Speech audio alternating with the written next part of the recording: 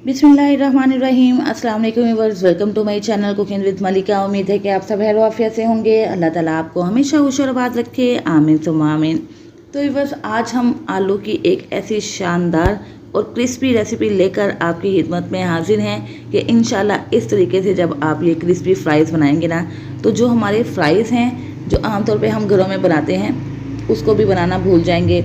बहुत ही सिंपल आसान सी रेसिपी है ना, तो आपको ये फ्राइज़ बनाकर फ्रीज़र में रखने हैं। झटपट से हमने ये काम करना है, फ़ौरन से बन जाने वाली रेसिपी है और बहुत इजी और सिंपल है और इतने क्रिस्पी ये फ्राइज़ तैयार होंगे कि इंशाल्लाह एक मरतबा जब इस तरीके से बनाएंगे तो बार बार बनाकर खाना पसंद करेंगे। हल्की फुल्की भूख के लिए मज़ेदार सी रेसिपी तैयार होने वाली है। इस वीडियो को बिल्कुल आखिर तक वॉच कीजिएगा ताकि सारे स्टेप्स आपको अच्छे तरीके से समझ में आ सकें। तो यहाँ पे हमने 2 अदद आलू ले लिए हैं। 2 अदद आलूओं को हमने छील लेना है। तो इसके छिलके मैंने बारीक बारीक उतारने हैं और अगर आप पिलर का इस्तेमाल करना चाहते हैं, पिलर की मदद से भी इसके छिलके बहुत बारीक से उतर जाएंगे, तो आप पिलर का भी इस्तेमाल कर सकते हैं।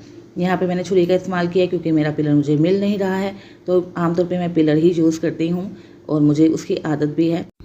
लेकिन अब मुझे वो कहीं पे नज़र नहीं आ रहा, तो इंशाल्लाह जैसे ही बाज़ार गई तो पहला काम यही करूँगी कि नया पिलर खरीद के उसके साथ बाकी अपना काम आपसे शेयर करती रहूँगी। तो ये देखें, यहाँ पे आलू हमने छील लिया है। अब इसके हमने बारीक बारीक कतले काटने हैं। बहुत ज़्यादा बारीक भी नहीं काटेंगे, ना ही बहुत ज़्यादा मोटे। इसकी आप कंडीशन चेक कर लें। ये देखें, इस तरह के होने चाहिए, ना तो बहुत ज़्यादा मोटे हों ना ही पतले हों। एक आलू के हमने 3 पीसीस कर लिए और इसको हमने इस तरह फ्राइज़ की शक्ल में काट लेना है। और उसके बाद इसको हमने काटने के बाद डिप करते जाना है पानी के अंदर।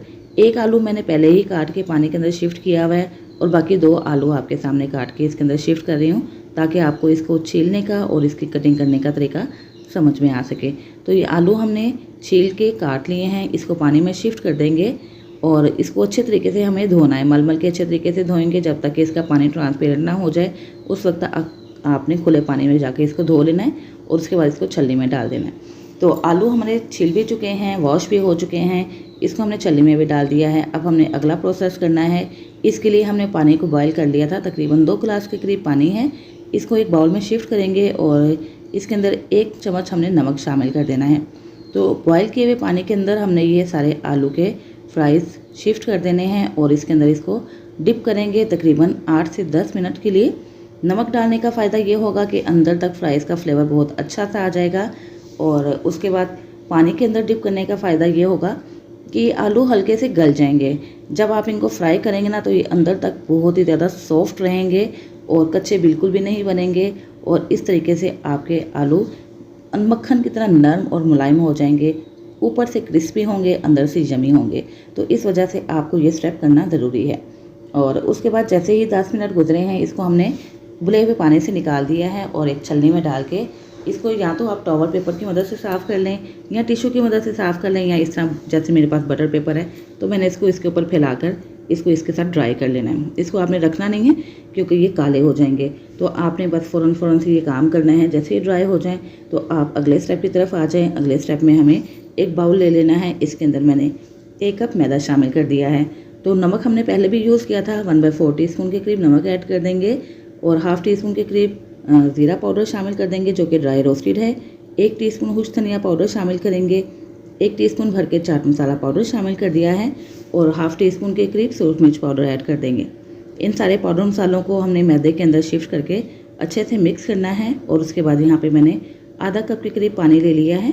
तो इस पानी को आपने एकदम से शामिल नहीं करना है, थोड़ा थोड़ा सा पानी शामिल करके इसका बैटर बनाना है। और बैटर बनाने के लिए मैं आपको यही सजेस्ट करूँगी कि आप विस्कर का इस्तेमाल कीजिएगा। इससे आपका बैटर बहुत ज़्यादा स्मूथ बनेगा और कोई भी लम्स इसके अंदर बाकी नहीं रहेगा।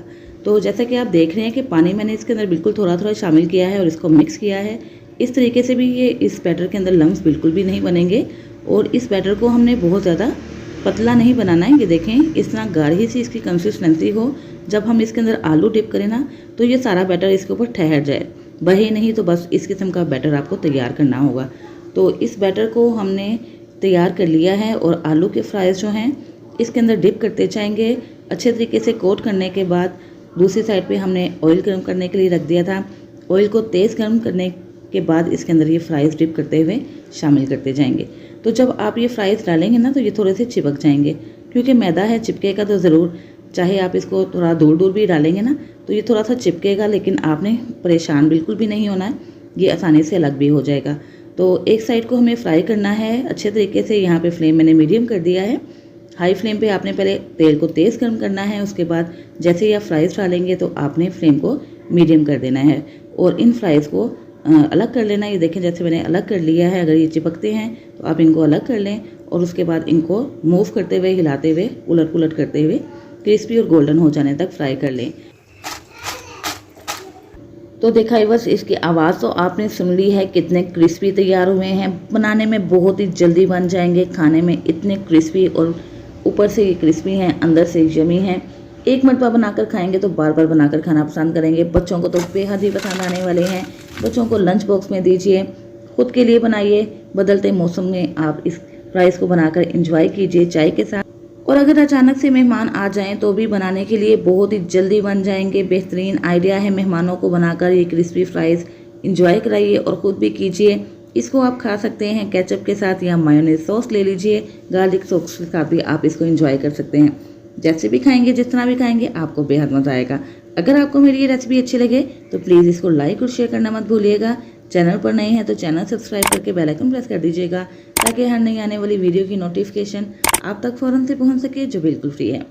इसके साथ ही बस इजाज़त दीजिए, फिर हाजिर होंगी इंशाल्लाह एक नई वीडियो के साथ। अपना बहुत सा ख्याल रखिएगा, मुझे भी दुआओं में याद रखिएगा। अल्लाह हाफिज़।